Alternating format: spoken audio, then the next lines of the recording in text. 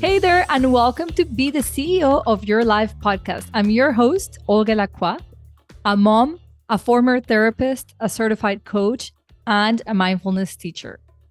I am here to share valuable tips and insights for all of you mothers and busy women out there. Why? My goal to help you take care of your mental well-being without sacrificing your life of accomplishments. Whether you are juggling family, career, or personal growth, this podcast is your go-to resource for becoming the best version of yourself. Let's dive in and start mastering the art of balance together.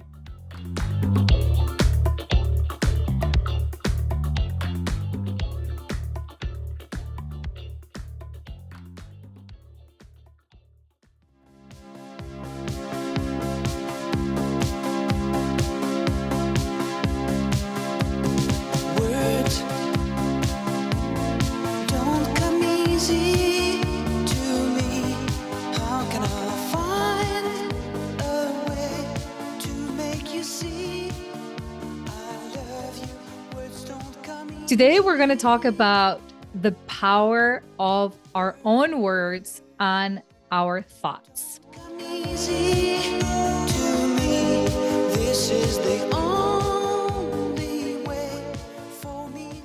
So I was recently interviewed at a podcast by a doctor, and the subject was sort of like the emotions that occur before an illness. And it brought me to my own telling of my own story with illness. And that awareness of like really the emotions I've had before sort of like nourishing a physical health condition. And that it just opened my desire to want to come talk to you about my own personal experience, a little bit about it, and to really dive deep into the conversation of the power behind our thoughts. And ideally, not from a scary place, how I feel this subject has been introduced to many of us, but rather from an empowering way in which we can use the power of our words and our thoughts in our favor. So let's dive in.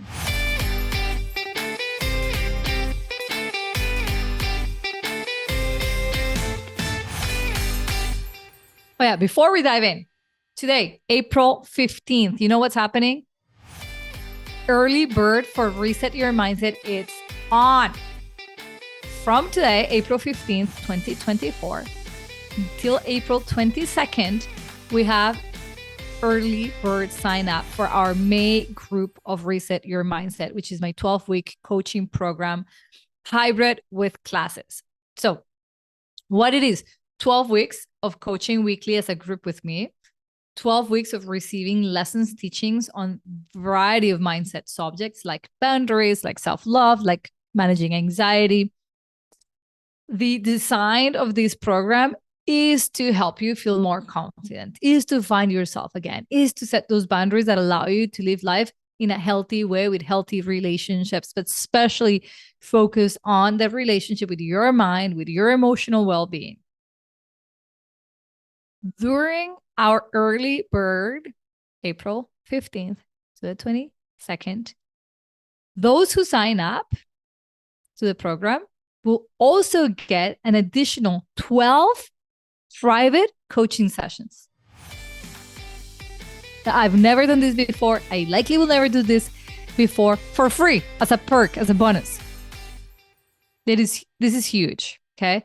So if you've been thinking about Reset, head over to the show notes. We have the link. Go on my website. You will find the link. It's called Reset Your Mindset. We start May 10th on Fridays. We meet for our weekly meetings at noon Eastern time. We also record this call. So if you happen to be in a side of the world where noon Eastern time does not work for you, you can also partake by watching the videos, the recorded calls, and then the class aspect of it is watch at your own time. I would absolutely love to see you there, especially this time around if you are somebody who is not recognizing themselves in front of the mirror. What do I mean by that? Somebody who's saying often, like, this is not me. I don't know what's happening to me. I'm being more cranky than normal. I'm more insecure than normal. If anything is changing and shifting in a way that you don't appreciate, if you're looking at your life and you're thinking, there's got to be more to life than what I'm feeling, if you think you're on the verge of burnout, you are the woman I want to coach this time around in May inside Reset Your Mindset.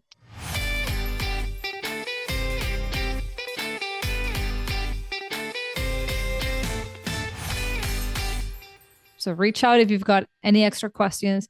You can just sign up. You can create payment plans. We have a variety of options for you to get in. And we also have some scholarships. So for that, you have to email me directly. Okay. Having said that, very important aspect of today, I want to dive into our subject.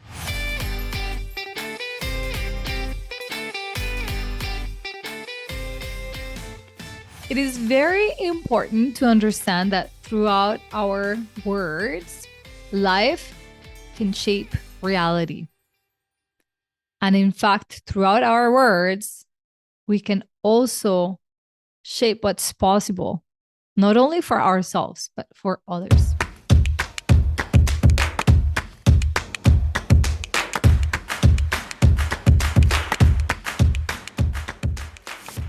The feelings and the thoughts in our mind almost always lead to actions.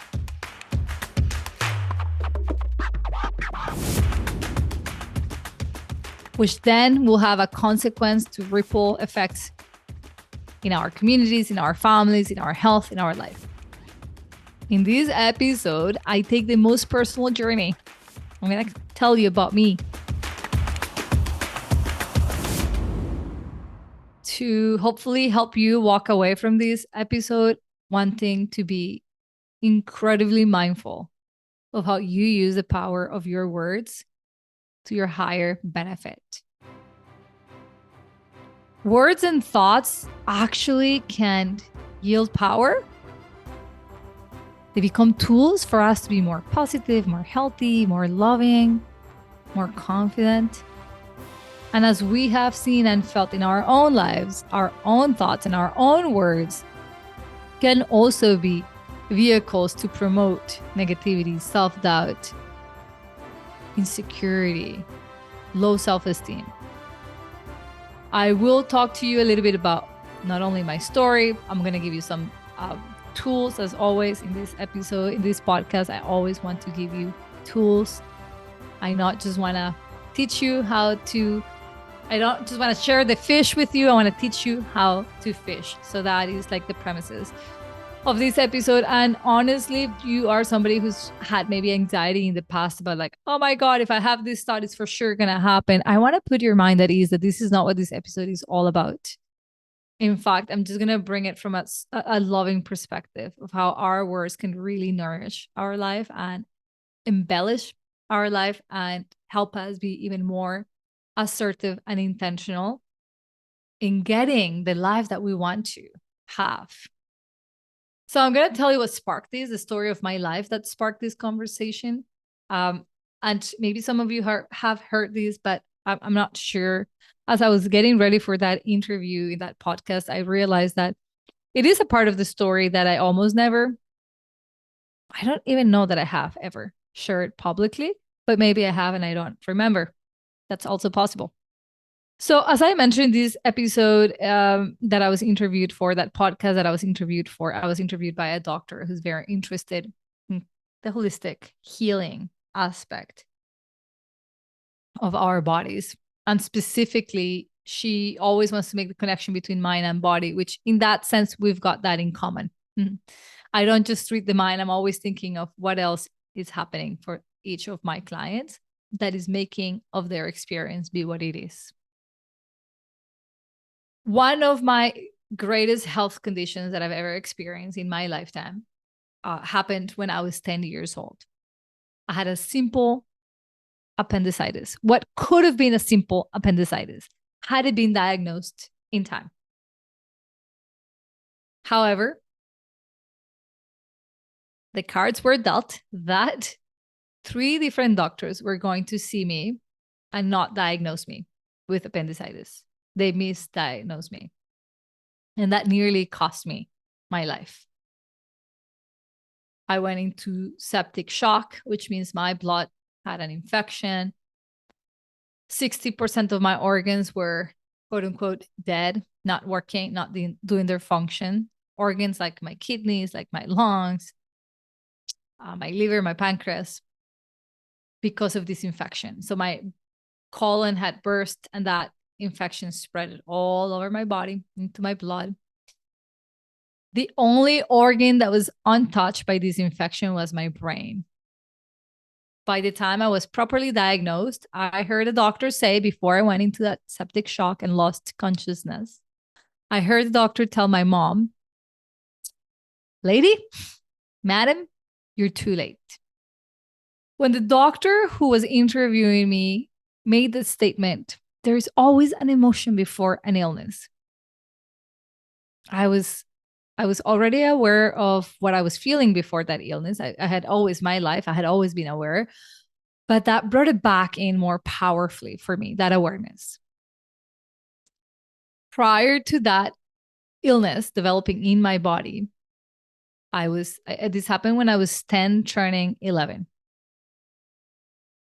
I had been feeling really rejected and not loved by everyone in my family, my brothers, my sister, my parents, my aunts, my uncles, my cousins. Keep in mind, I grew up in Colombia. South American culture is like you're attached to all your family. We see everybody. Like the cousins are relevant because I would see them every weekend. We would spend long periods of time in our cottages with everybody, all the cousins, all the aunts and uncles. So that day-to-day life happened quite often. That interaction with cousins and family, it happened. So I felt rejected often.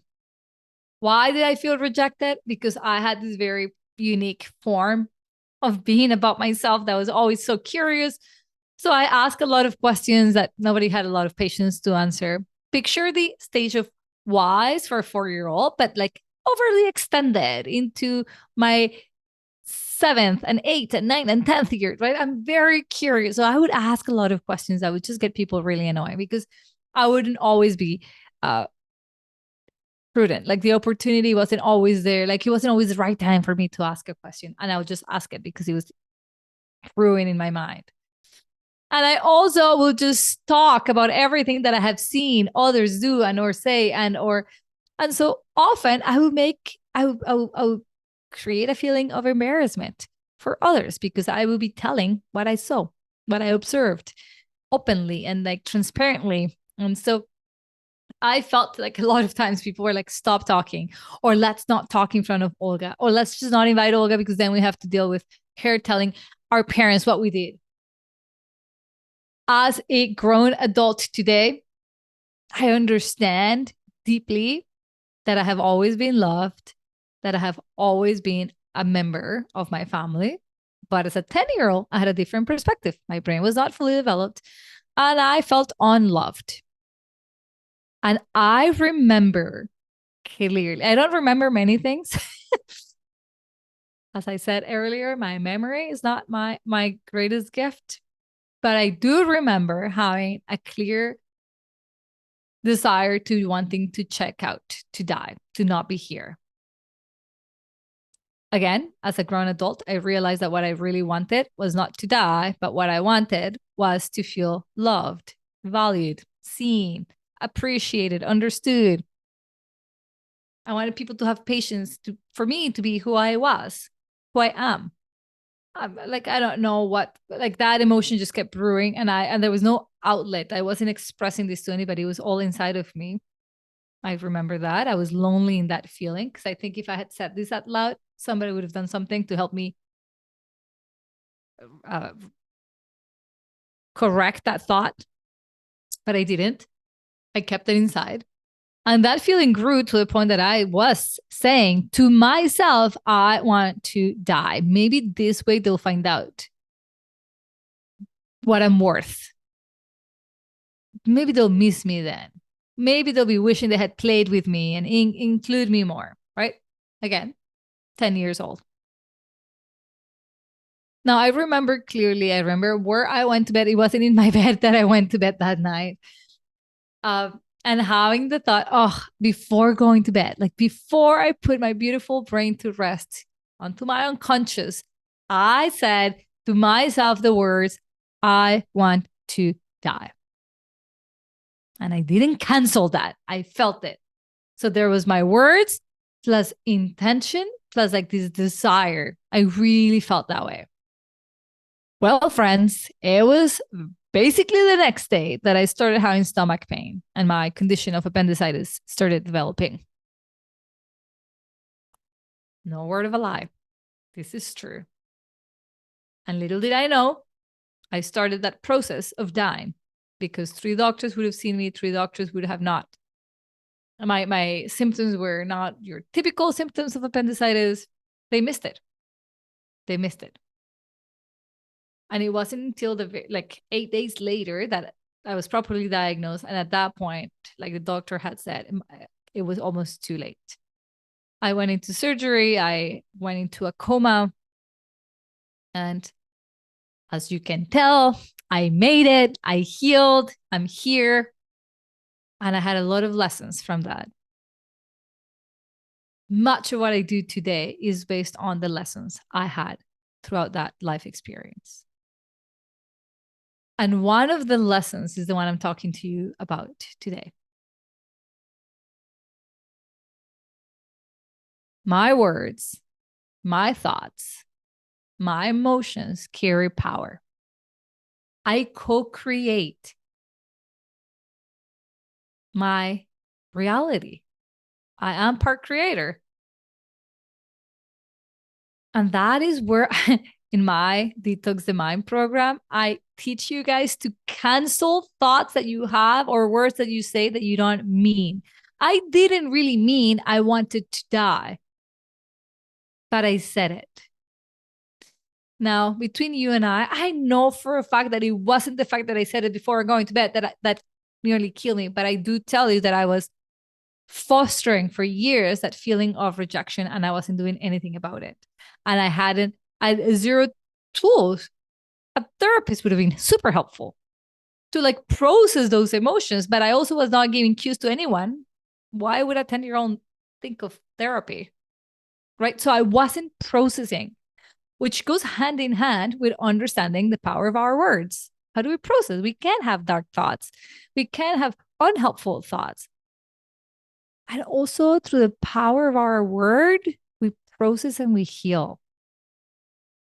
As a former therapist, as a coach, I see this happening every day. I experience it today 5 different times. I coach 5 people today. And I could see them integrate and heal emotions such as anxiety, discomfort, imposter syndrome, grief, as they were listening to their words, as they were speaking their feelings. Exploring our own thoughts and the significant meaning that they have will help us understand the impact of those emotions, of those words, of those thoughts in our whole life quality. Those loopy thoughts, those thoughts that keep coming back, they have a feeling that you haven't processed. So the thought is like the outside outfit of a feeling. My thought was, I want to die. But the feeling was, I'm not loved. And so many times we get caught up in the story of the thought and the words. And I want to encourage you to get curious to what is behind the feeling. I was just coaching somebody who said, I'm afraid of going on vacation and enjoying it so much that I don't want to come back home to my husband and children. And I simply grabbed that thought as a group and I said, if we call that thought a fantasy, you're fantasizing about not coming back home. What is the feeling behind that? And you know what she said? Tiredness. I am tired. I've been doing intensive care for my children for 19 years and I've never once taken a vacation by myself. It changes the story, doesn't it? Now we're like, oh, what does that mean? You want a vacation from you? You have a thought that you might not come back. Sometimes we can create like a story on that narrative. But if we can just see the narrative, the story as a distraction, and we get curious about and what's the feeling behind that, we get to the healing. We get to express what truly matters, what's truly at stake, what's truly not feeling well. So those loopy thoughts that annoy you, that give you anxiety recurring, they have information. They carry with them a feeling that is just waiting for you to process it. As somebody who's had anxiety, I know sometimes that statement can be anxious producing. But a feeling that is processed, it's left the body, there is no energy blocked anymore. It's gone. So we want to understand that our thoughts and yeah, and words have power because they represent our feelings, our deep emotions. And I agree with that, doctor. Emotions that are not processed end up in illness, whether that is a cold or shingles or cancer.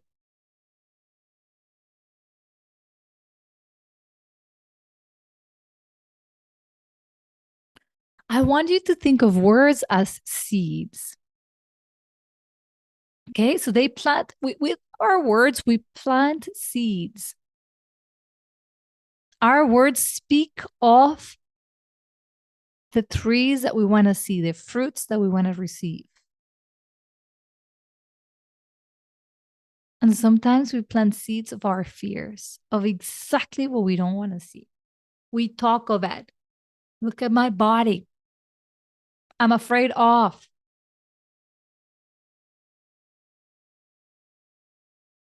So you wouldn't plant, I don't know, a eucalyptus tree in the middle of a tiny little garden because you know that tree is going to be massive.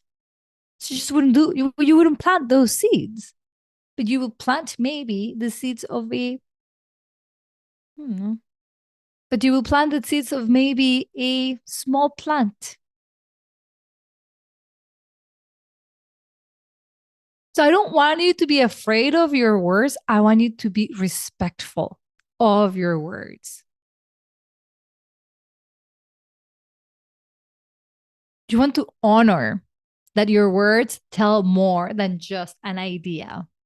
They're planting seeds. And just like you wouldn't plant these massive eucalypt tree seeds in your tiny little backyard, you wouldn't use the word against you.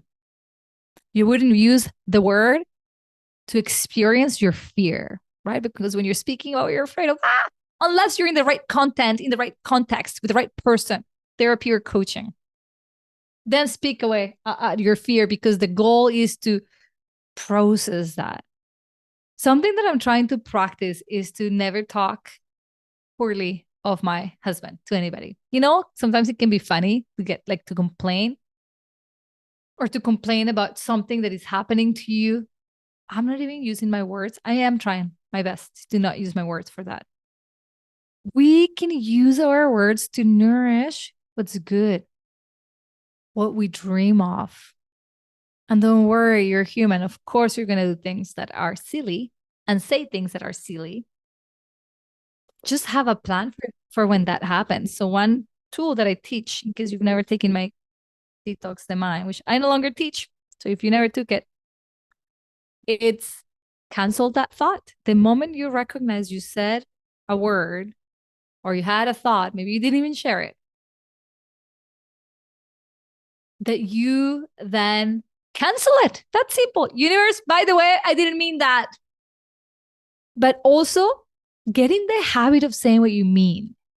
Whether that's a no, I don't want to do that, or I don't feel like socializing today,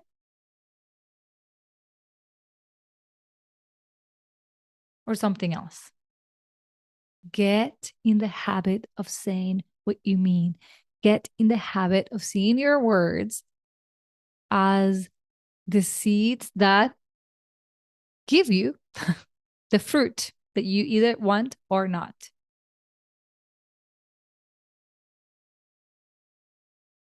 I want to remind you too that words have like an energy, vibrational energy. Have you ever said words, like I see it in my practice all the time, but have you ever said words that immediately bring you to tears because they have an energy about them? Like the way you said it, like the thoughts that it brought, the energy that it brings to your body. And the opposite, you sometimes say words and you're like, oh, I feel some power when I say that. When I organize the words in this, eh, you know, format or in this order, I feel a certain way. Okay. So words have vibrational energy. I don't know if you guys have heard about Dr. Emoto's water experiment. And I think they're doing this now in schools, but with plants instead of water. So Dr. Masaru Emoto had a water experiment, water crystal experiment that it's believed that it demonstrated visually the potential impact of words, thoughts, and emotions and music on the molecular structure of water. So his hypothesis was that since human beings and the Earth's surface are mostly water, that the vibrations associated with positive and negative intentions could affect water's physical reality. So what he did is that he had two groups of water, and one of the groups of water in glass containers will be exposed to nice words and music and like even shown pictures as if it had eyes. And then the other one was the opposite, like negative intentions and negative words and less visually pleasing forms. Okay. And so then he froze this water, hence the crystals. And then he graphed the crystals, put them under a microscope, and he labeled them love and gratitude. And then the other ones like the hate crystals. And his research found that where the water where the water was like giving love and good things, that the crystals were sort of like beautiful and had like I don't know, more colors, and that the crystals where they were giving negativity just had like that lack of colors and life in them. Now there's a lot of criticisms to the study. Other people have like pointed at like this was not a rigorous scientific method used. Like there's peer reviews that suggest the results could have been influenced by bias, etc., etc. But if you've probably seen this done with plants, in fact, you guys can test this at home. Where there's in schools, they've done it with plants where one plant gets love and the other one gets like bully kind of comments, and one flourishes and the other one kind of perishes. You get my idea. Words could have a vibration, right? Like you just say words. We have all received a word from somebody that makes us have an emotion, an energy about them. So keeping that in mind, we just want to be mindful of the words we're sharing to the planet, right? Like, what am I saying to my child? What am I saying to my spouse? What am I saying to myself? Because I do believe we're far more refined in our selection and mindful in our selection of words when it comes to other humans, and less so when it comes to ourselves.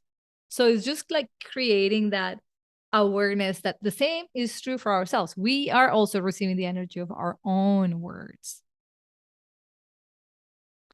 Now, another great thing to do is that when you do notice that you're in like a very loopy, negative way of thinking, like this is sort of normal for somebody who might be overwhelmed or really stressed out or really like it's been one thing after the other, but recognize that as a moment, as a cue to ask for help and do not try to do this by yourself. It's just not going to be as efficient.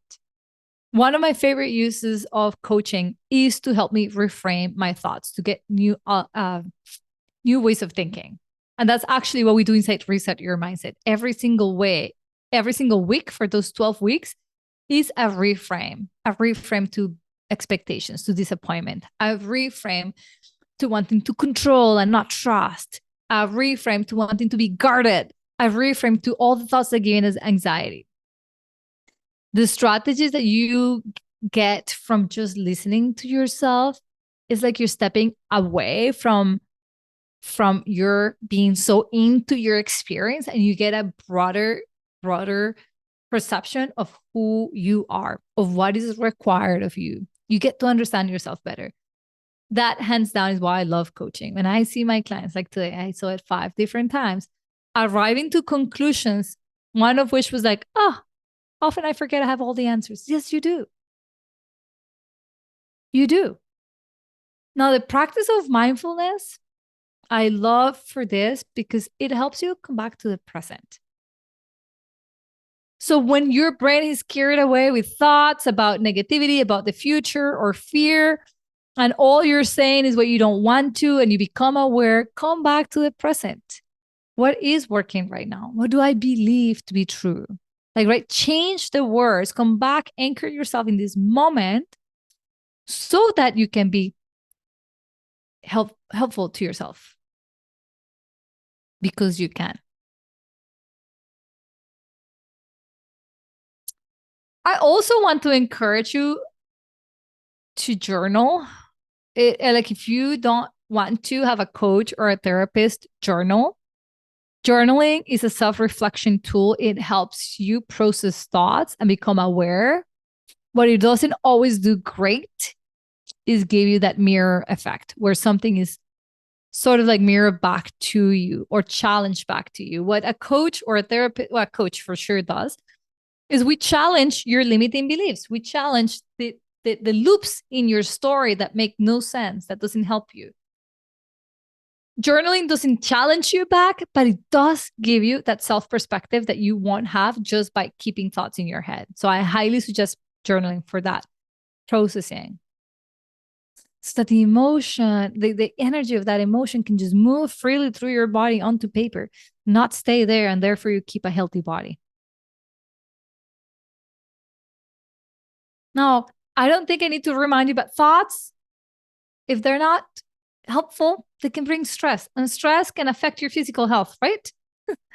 So, as much as possible, when you notice your thoughts are creating stress, bring yourself back to your choice of thought.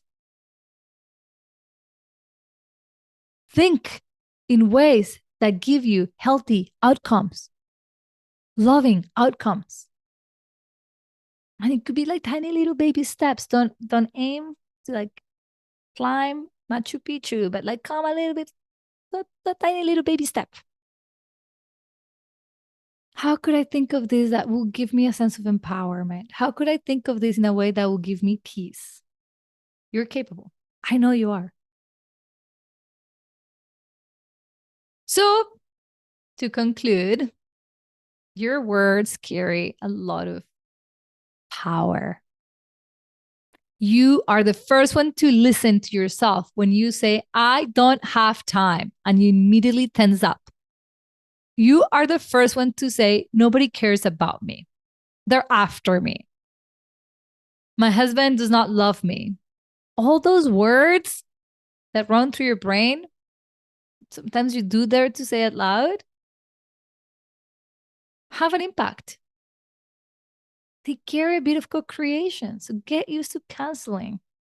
Get used to reassessing readjusting, re-guiding. Use your words. That's what I tell my son. Like, your hands are not for hating. Your hands are for building, for creating, for giving hugs. So I'm saying that to you today. Your words are not for hurting you, to destroy you, to eat away at your self-esteem. Your words are to uplift you, to create, to say poems, to sing songs, to talk about you, your feelings, to describe what you see, to describe what you feel, to give life to ideas that otherwise will stay in the black box of your brain, to plant seeds of hope, of prosperity, of health, of wisdom. Just like my words are doing that right at this moment, intentionally. Do not forget about the power of intention. Let your words talk about what you intend, your intention, what's in your heart, not what's in your fears. And with that, my friends, I get to say goodbye on this episode. I'll see you next Monday. Head over to the show notes. I would absolutely love to have you join Reset Your Mindset, where we'll dive deeper into this concept at such a beautiful depth that it will change you. It will really change you. All right, friends. See you next Monday.